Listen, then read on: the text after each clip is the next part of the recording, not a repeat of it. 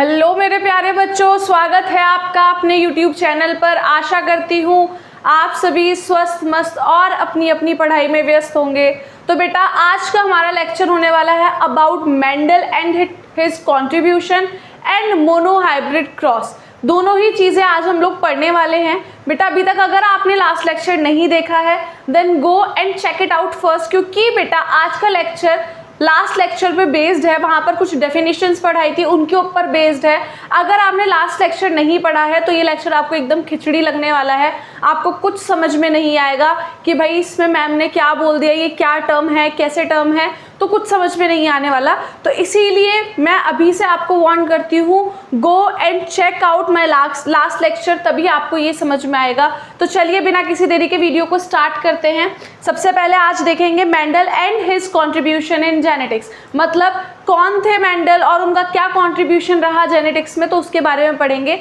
सबसे पहले मेंडल का नाम क्या था? सर ग्रेगर मेंडल, उनको सर वो कहकर ही बुलाया जाएगा। After and all he was the father of genetics. वो काफ़ी अच्छे साइंटिस्ट, काफ़ी बढ़िया साइंटिस्ट थे जिन्होंने हमारे जीवन में जेनेटिक्स नाम की चीज़ का उद्घाटन करा, जिन्होंने बताया कि भाई जेनेटिक्स जैसी क्या चीज़ होती है, कैसे ट्रेट्स ट्रांसफ़र होते हैं फ्रॉम जनरेशन टू जनरेशन, क्यों बच्चे अपने माँ बाप और अपनी पीढ़ी की तरह दिखते हैं, क्यों वो यूनिक और क्यों वेरिएशन शो होती है, ये भी उन्होंने बताया। सब कुछ बताया उन्होंने। तो देख लेते हैं। Sir Gregor Mendel an Austrian monk, वो ऑस्ट्रियन मॉन्क थे। मतलब क्या था? बेसिकली एक चर्च था बेटा, जहाँ पर वो क्या करते थे, पूजा पाठ अपना किया करते थे चर्च के अंदर। उसके अलावा is known as the father of genetics for his work and how traits are passes from one generation to other. मतलब इनको फादर ऑफ जेनेटिक्स बोला जाता है। और फादर ऑफ जेनेटिक्स क्यों बोला जाता है? क्योंकि ही वॉज द फर्स्ट जिसने ये इंट्रोड्यूस किया कि भाई क्या है ट्रेट्स, कैसे ट्रेट्स ट्रांसफर होंगे from one generation to other, सब कुछ इन्होंने बताया। और एक बहुत ही आश्चर्यचकित बात ये थी कि बेटा ही वॉज अ मैथमेटिशियन, ये बायोलॉजिस्ट नहीं थे, ही वॉज अ मैथमेटिशियन। और इन्होंने अपनी मैथ्स की हेल्प से बताया कि कैसे चीज़ें ट्रांसफ़र हुई, या अपनी गणित बिठाई बेसिकली बायो के अंदर और चीज़ों को आगे बताया। बेटा इनकी डेथ के काफ़ी साल बाद इनको नोबेल प्राइज़ से पुरस्कारित किया गया था, जिसमें कि इनका काम आधा ही रह गया था। ये काफ़ी जगह गए थे, इन्होंने काफ़ी एजेंसीज में गए थे, इन्होंने अपने आप को प्रूव करने की कोशिश करी, लेकिन इनको सभी ने बेवकूफ़ माना कि भाई मैथ्स में बायो कैसे ये लेकर आ सकता है। मैथ्स एक पर्टिकुलर अपना एक सब्जेक्ट है, बायो अपना एक पर्टिकुलर सब्जेक्ट है, दोनों चीज़ें मिक्स होकर कैसे, कोई हाथ पैर नहीं था चीज़ों का। तो इसीलिए इनकी डेथ के कुछ साल बाद कुछ साइंटिस्ट ने फिर से इनकी जो रिसर्च था वो जारी रखा और उन्होंने प्रूव करके दिखाया कि हाँ, जो सर ग्रेगर मेंडल ने बोला था वो बिल्कुल सत्य था, उनकी बात को यूं ही ना लिया जाए। और फिर इनकी मौत के बाद इनको नोबेल प्राइज से पुरस्कारित करा गया और he was the finally he is known as the father of genetics. इनको हमारा जेनेटिक्स का पिता बोला जाता है। जेनेटिक्स का इंट्रोडक्शन इन्होंने किया था बायोलॉजी वर्ल्ड में। उसके अलावा नेक्स्ट क्या है? He worked on P plant that is Pisum sativum. तो बेटा क्या है कि इन्होंने क्या करा था? पी प्लांट के ऊपर वर्क करा था, वो भी मैं आपको अच्छे से अभी बताऊंगी। And proposed law of inheritance, इन्होंने कुछ लॉज भी दिए थे अपने, वो भी हम पढ़ेंगे। तो सबसे पहले देख लेते हैं। तो बेटा क्योंकि ये मॉन्क थे, जैसा कि मैंने आपको बता दिया, एक चर्च में रहते थे बेसिकली, तो क्या होता था कि चर्च के पीछे एक बहुत बड़ा सा यार्ड था, बहुत बड़ा तो नहीं, मतलब नॉर्मल सा यार्ड था। तो क्योंकि पैसा नहीं था तो सब्जी खुद से ही उगाते थे, अपने आप सब्जियां उगाते थे, वहीं से लेते थे। तो एक दिन क्या हुआ था, अपना जो यार्ड था ना उसमें ऐसे ही घूमने के लिए निकल गए, एक चक्कर लगाने के लिए निकल गए कि भाई देख लेते हैं कौन सी सब्जी हुई है कौन सी नहीं हुई है। तो वहीं पर इन्होंने पी प्लांट्स लगा रखे थे बहुत सारे। There were a lot of pea plants, बहुत सारे पी प्लांट्स थे। और इन्होंने देखा कि भाई पी प्लांट्स हैं, सेम पीस देंगे, सभी पीस देने वाले, लेकिन ये डिफरेंट क्यों है? एक बड़ा है, एक छोटा है, एक के पास वायलेट फ्लावर है, एक के पास वाइट फ्लावर है, किसी का जो लीव्स है फ्लावर है वो एक्सियल पे है, किसी का टर्मिनल पे है। बहुत सारे डिफरेंसेस देखने के लिए मिले। इवन तो उन्होंने फिर पीस देखना स्टार्ट किया, पीस में बहुत सारे डिफरेंसेस मिले। उनका जो पॉड था, किसी का एकदम प्लेन था, किसी का जो पॉड था वो श्रिंक्ड था, सिकुड़ा हुआ था। तो बहुत सारे डिफरेंसेस देखने के लिए मिले और यहाँ उनके दिमाग की बत्ती जली कि भाई ऐसा क्यों है, ये सभी पी प्लांट है, ये डिफरेंट क्यों है और कैसा है। इसीलिए ये अपने कुछ क्रॉसेस लेकर आए, इन्होंने अपने कुछ लॉज निकाले, कुछ क्रॉसेस निकाले, जहां से इन्होंने प्रूव किया कि हाँ भाई देयर इज समथिंग, कि भाई जिससे ट्रेड्स ट्रांसफर हो रहे हैं और वेरिएशंस भी शो हो रही हैं। ठीक है बेटा, तो आगे देखते हैं। इनका जो पहला क्रॉस था उसका नाम था मोनो हाइब्रिड क्रॉस। बेटा मोनो का मतलब होता है सिंगल, हाइब्रिड का मतलब किसी भी दो चीजों का मिलन कराना। तो मतलब यहाँ पर क्या हो रहा था, सिंगल कैरेक्टर, सिंगल ट्रेट को, मतलब कैरेक्टर ही बोलेंगे, सिंगल कैरेक्टर को लेते हुए इन्होंने क्या कराया था, क्रॉस कराया था। इसीलिए इस क्रॉस का नाम रखा गया था बेटा मोनो हाइब्रिड क्रॉस। अभी मैं आपके साथ साथ ही पूरा क्रॉस करने वाली हूँ, है ना। यहाँ मैंने थोड़ा प्रिपेयर कर लिया है जिससे कि हमारा ज़्यादा टाइम ना जाए। तो स्टार्ट करते हैं। तो मोनो हाइब्रिड मैंने आपको बता दिया कि सिर्फ एक कैरेक्टर को लेकर क्रॉस किया गया है, और वो जो एक कैरेक्टर था वो क्या था बेटा, हाइट था। वो जो कैरेक्टर था बेटा वो क्या था, हाइट था। मैं यहाँ लिख देती हूँ, the character was height, the character was height. अब बेटा हाइट के केस में या तो टॉल हो सकता है या फिर ड्वार्फ हो सकता है, इससे अलग तो कुछ होगा नहीं, इससे अलग तो कुछ होगा नहीं हाइट के केस में। टॉल के केस में क्या क्या हमारे जीनोटाइप आ सकते हैं बेटा, लास्ट लेक्चर में पढ़ा चुकी हूँ, फिर से कह रही हूँ जीनोटाइप क्या होता है, आप जाकर देख कर आइए। या तो कैपिटल टी आ सकता है, फिर कैपिटल टी स्मॉल टी आ सकता है। ड्वार्फ के केस में क्या जीनोटाइप आ सकता है, सिर्फ स्मॉल टी आएगा, क्योंकि अगर इसके अंदर कैपिटल टी आ गया तो वो कैसा होता है, डोमिनेंट होता है, वो खुद को शो कर देगा और वो क्या बन जाएगा, कैपिटल टी स्मॉल टी। ठीक है बेटा, और टॉल के लिए शो करेगा। तो बेटा ये आपको क्लियर होना चाहिए कि हाइट के केस में हमें सिर्फ ये दो ट्रेट्स देखने के लिए मिल सकते हैं, या तो टॉल होगा या फिर डॉर्फ होगा। और उसके साथ भी क्या क्या है, टॉल में भी कैपिटल टी जीनोटाइप हो सकता है, या फिर capital T small T genotype हो सकता है। यहाँ पर ये होमोजाइगस शो करेगा, यहाँ पर हेट्रोजाइगस शो करेगा। लेकिन बात करते हैं डॉर्फ में, डॉर्फ सिर्फ होमोजाइगस शो करेगा, क्योंकि होमोजाइगस कंडीशन ही बनेगी, क्योंकि जो डॉर्फ है ना बेटा उसके लिए आसपास के लोग भी उसी के जैसे होने चाहिए। ठीक है बेटा, तो इसीलिए वो स्मॉल टी ही शो करेगा। स्टार्ट करते हैं क्रॉस से। सबसे पहले पेरेंट्स ले लिए, पेरेंट्स में एक कैपिटल टी है, एक स्मॉल टी है।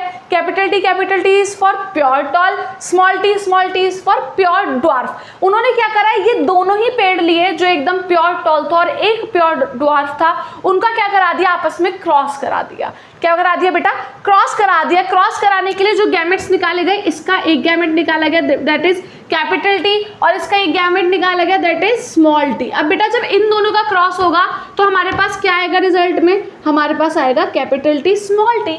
As simple as that. ये कैपिटल टी ये स्मॉल टी दोनों आपस में मिलेंगे तो क्या आएगा बेटा, कैपिटल टी स्मॉल टी। ये हमारी आ गई बेटा F1 जनरेशन।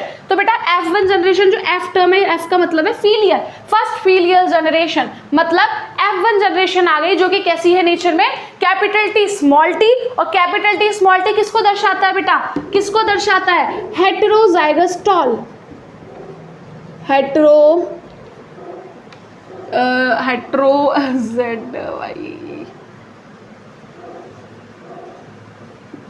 हेट्रोजाइगस टॉल, मतलब इसमें हेट्रोएमी शो हो रही है। ऑब्वियसली बेटा एक कैपिटल टी एक स्मॉल टी है, दोनों डिफरेंट है, मैंने सिखाया है। तो ये कैसा है, हेट्रोजाइगस टॉल है बेटा नेचर में। ये हो गई हमारी F1 जनरेशन। अब बेटा F2 जनरेशन के साथ उन्होंने क्या करा था, खिलवाड़ कर दिया था। उन्होंने ऐसा खिलवाड़ कर दिया था, सेम क्रॉस करा दिया था, बिल्कुल सिमिलर के साथ क्रॉस करा दिया था। मतलब इस बार क्या होने वाला है बेटा, कैपिटल टी स्मॉल टी का क्रॉस होने वाला है कैपिटल टी स्मॉल टी से, है ना। इन्होंने बिल्कुल सेम जो जीनोटाइप थे जिसके, उनका आपस में सेल्फ क्रॉसिंग करा दी थी बेटा, सेल्फ क्रॉस कराया था। और सेल्फ क्रॉस करने के बाद क्या रिजल्ट्स आए थे वो अब हम निकाल के देखेंगे, विच विल बी आवर, ये तो हो गई हमारी पेरेंटल जनरेशन, ये भी पेरेंट्स हो गए। ऑब्वियसली बेटा ये क्रॉस करेंगे तो ये तो पेरेंटल जनरेशन ही होगी हमारी। दीज आर द पेरेंट्स, सीधा पेरेंट्स लिखते हैं। अब हमने निकालनी है बेटा F2 जनरेशन निकालनी है हमें। F2 के लिए हम लोग बनाएंगे बेटा पुनेट स्क्वायर। पुनेट स्क्वायर एक ऐसा स्क्वायर होता है जिसमें इजी हो जाता है हम लोगों को क्रॉस करना। जैसे कैसे बनाते हैं बेटा, एक डब्बा बनाएंगे, बहुत आसान है, बहुत आसान है। जैसा जैसा मैम कर रही है ना, ऐसा ऐसा आप लोग रिपीट करते जाएं, बहुत ईजी है ना। अब बेटा क्या होने वाला है, एक तरफ मेल चाहिए एक तरफ फीमेल चाहिए क्रॉस करने के लिए। यहाँ भी तो एक मेल लिया एक फीमेल लिया, कोई भी मेल है कोई भी फीमेल है।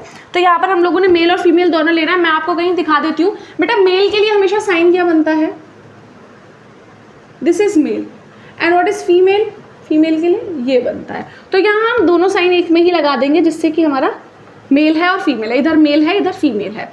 तो मेल क्या है, कैपिटल टी स्मॉल टी, और बेटा फीमेल भी क्या है, capital T small T. Simple ना, capital T small T, capital T small T, capital T small T, capital T small T. Done बेटा, डन, सिंपल था। अब करते हैं इनका क्रॉस। अब इधर इस वाले डब्बे में कौन कौन से कॉमन आ रहे हैं, एक तो ये कैपिटल टी कॉमन आ रहा है, कैपिटल टी कॉमन आ रहा है, तो इसमें लिख देंगे capital T capital T. Second वाले बॉक्स में देख लेते हैं, capital T and small T का क्रॉस होगा इसमें।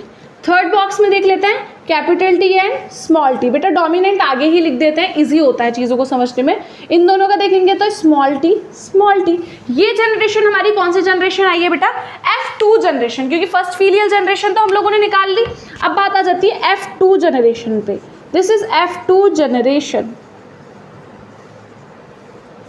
ठीक है बेटा, दिस इज F2 जनरेशन। अब the most important part is it's phenotype and genotype. बेटा मैं आपको बता चुकी हूँ फिनोटाइप क्या होता है और जीनोटाइप क्या होता है लास्ट लेक्चर में, फिर से बता देती हूँ। फिनोटाइप होता है फिजिकल अपीयरेंस और जीनोटाइप होता है द जीन सीक्वेंस, है ना। अब बेटा एक चीज़ यहाँ पर पता करने की है, अब इसका हम फिनोटिपिक रेशियो जीनोटिपिक रेशियो इधर लिखेंगे, यहाँ लिख देते हैं पहले phenotypic ratio and its genotypic ratio। बेटा आपको ये क्रॉस आना बहुत बहुत बहुत इंपॉर्टेंट है, तो चलिए निकाल लेते हैं इसका।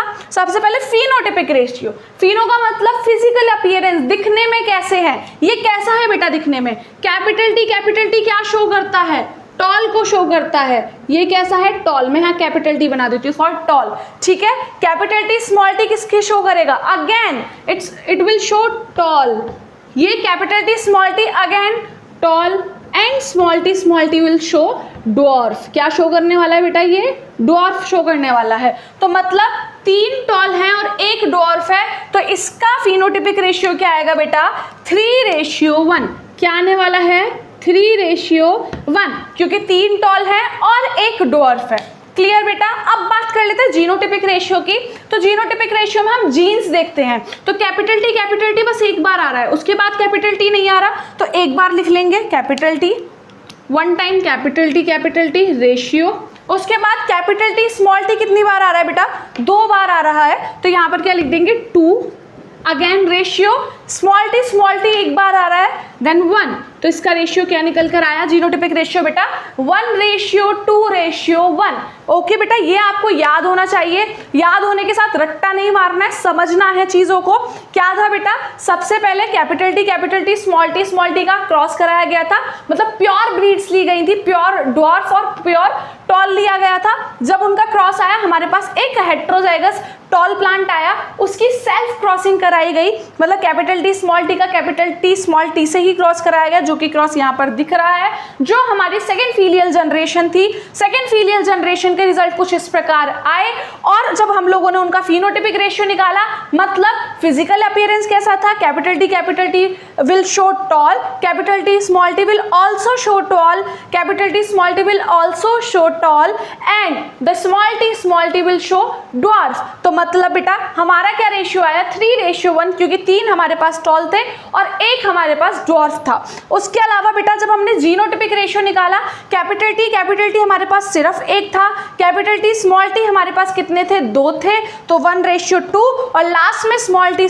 हमारे पास कितना था, 1 था, तो 1:2:1। ये था इसको phenotypic ratio and genotypic ratio. Hopefully everything is clear to all. चलो आगे देखते हैं। It is a cross in which only 1 character is studied, क्योंकि एक कैरेक्टर स्टडी करा गया है इसीलिए इसको बोला गया है मोनोहाइब्रिड क्रॉस। उसके अलावा in his first monohybrid cross Mendel cross a pure breed tall plant with a pure breed dwarf plant. मतलब इन्होंने अपने क्रॉस में सबसे पहले एक प्योर ब्रीड टॉल प्लांट लिया था, प्योर ब्रीड ड्वार्फ प्लांट लिया था, and he will get a heterozygous tall plant. ठीक है बेटा। उसके बाद क्रॉस कराया तो इनका परसेंटेज कुछ ऐसा आया बेटा, 75:25। मतलब जो 75 प्लांट्स थे, 75:25, जो 75% प्लांट थे वो टॉल थे और 25% डॉर्फ थे। तो यहाँ से पता पड़ गया कि भाई टॉल वाला जो जीन है ना वो क्या है बेटा, डोमिनेंट है, क्योंकि टॉल अपने आप को ज़्यादा शो कर रहा है तो टॉल विल बी डोमिनेंट और डॉर्फ विल बी रिसेसिव। बेटा वो अपने आप को इतना शो नहीं कर पा रहा है तो जो डॉर्फ होंगे वो कैसे होंगे, रिसेसिव होंगे। Clear clear. सो बेटा that is it all about this video. यही था इस पूरे लेक्चर में। अभी हम लोग यही पढ़ेंगे, इसके अलावा हम लोग नेक्स्ट लेक्चर में देखने वाले हैं अपना डाइहाइब्रिड क्रॉस और मेंडल, जो हमारे सर मेंडल हैं उनके कुछ हमारे लॉज हैं उनको भी हम लोग पढ़ेंगे। तो that is it all about this video. Hopefully everything is clear to you all. अगर आपको वीडियो अच्छा लगा तो please do like, share and subscribe the channel. Thank you so much for watching.